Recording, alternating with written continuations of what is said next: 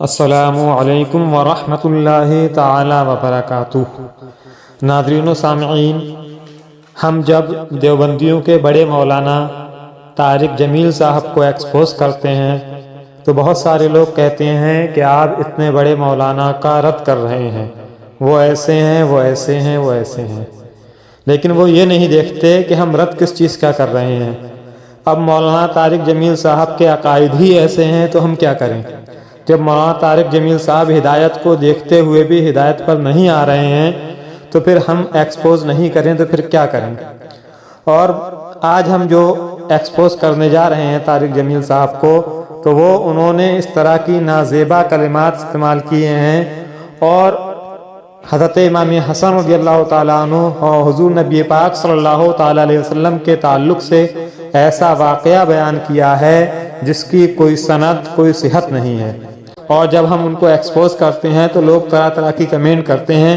یہ نہیں دیکھتے کہ ہم نے کس چیز کا رد کرا ہے، اور وہ غلط بات کی حمایت کرنے پر اتر آتے ہیں۔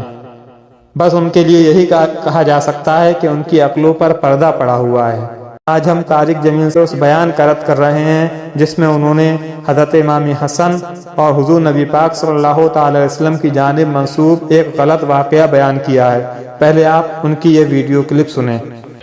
آنکھ لگے، کبھی کبھی آپ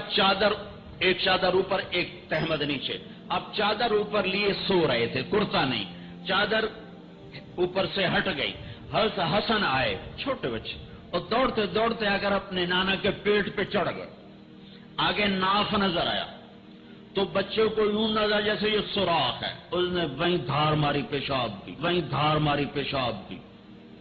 اور جب پیشاب کی دھار ماری تو آپ کی آنکھ کھلی تو آپ چپ کر کے لیٹے رہے۔ دیکھا کہ کس طرح بے باکی کے ساتھ انہوں نے اس طرح کا واقعہ بیان کر دیا۔ انہوں نے یہ بھی نہیں سوچا کہ اس میں حضور نبی اکرم صلی اللہ علیہ وسلم کی گستاخی، حضرت امام حسن رضی اللہ تعالیٰ عنہ کی گستاخی کا پہلو بھی نکل سکتا ہے،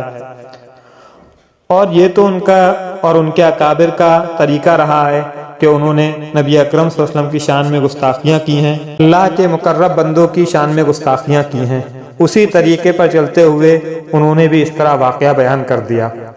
ہم مولانا طارق جمیل صاحب اور ان کے تمام محبین اور اس دیوبندی فرقے کے تمام لوگوں سے یہ مطالبہ کرتے ہیں کہ وہ اس واقعے کی صحت کو ثابت کریں،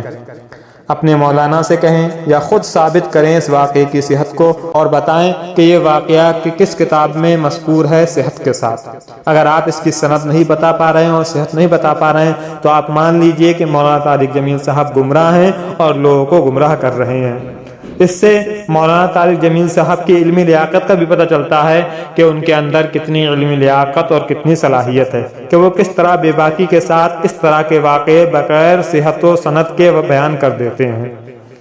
میں سوشل میڈیا پر سننے والے سامعین اور ناظرین سے بھی گزارش کروں گا کہ آپ خود بتائیں کہ ان کے اس واقعے سے کیا حضرت امام حسن رضی اللہ تعالیٰ عنہ کی فضیلت ثابت ہو رہی ہے یا حضور نبی اکرم صلی اللہ تعالی وسلم کی فضیلت ثابت ہو رہی ہے، اور اگر اس واقعے سے ان دونوں کی فضیلت ثابت نہیں ہو رہی ہے تو اس واقعے کو بتانے کا مقصد کیا ہے؟ کیا مولانا طارق جمیل صاحب یہ نہیں جانتے کہ اس بے ادبی کا پہلو بھی نظر آ رہا ہے؟ سب کچھ جانتے ہیں مولانا طارق جمیل صاحب، لیکن تب بھی اپنے اکابر کے طریقہ کار کو نہ چھوڑتے ہوئے اسی طرز پر اپنے بیانات کرتے ہیں جس سے حضور نبی اکرم صلی اللہ علیہ وسلم کی شان میں گستاخی کا پہلو نکل آتا ہے۔ عوام اہل سنت سے گزارش ہے کہ آپ لوگ ان کو پہچانیے، کس طرح یہ مولانا بن کے آپ کے ایمان پر ڈاکہ ڈالنے کی کوشش کرتے ہیں، اور یہی نہیں بلکہ اس طرح کے اس فرقے کے بڑے بڑے مولانا آپ کو اسلام کے نام پر، قرآن و حدیث کے نام پر آپ کو گمراہ کرنے کا کام کر رہے ہیں۔ اور ہماری عوام اتنی بھولی بالی ہے کہ وہ بس قرآن و حدیث کا نام سن کر ہی ان کی شیدا ہو جاتی ہے، وہ یہ نہیں دیکھتی کہ یہ مولانا کیا بیان کر رہے ہیں، کیا ان کا یہ بیان ہمارے عقائد کے مطابق ہے یا نہیں، کیا ان کا یہ بیان قرآن و حدیث کے مطابق ہے یا نہیں، یا صرف قرآن و حدیث کا نام لے کر اپنے اکابر کا طریقہ اپنائے ہوئے ہیں۔ جس طرح ان کے اکابر نے انبیاء کرام کی شان میں گستاخیاں کی ہیں، اللہ رب العزت کی شان میں گستاخیاں کی ہیں، اللہ کے مقرب بندوں کی شان میں گستاخیاں کی ہیں، اسی طرح یہ بھی اللہ و رسول کا نام لے کر، قرآن و حدیث کا نام لے کر گمراہیاں کرتے ہوئے نظر آ رہے ہیں اور عوام کو گمراہ کر رہے ہیں۔ اللہ رب العزت کی بارگاہ میں دعا ہے کہ اللہ رب العزت ہم سب مسلمانوں کو ان کے فتنہ و فساد سے محفوظ فرمائے، ان کے شر سے محفوظ فرمائے اور عقائد اہل سنت پر کاربند فرمائے، ہمارے ایمان کی حفاظت فرمائے اور ایمان پر ہی ہمارا خاتمہ فرمائے۔ آمین بجاہ النبی الامین علیہ الصلاۃ والتسلیم۔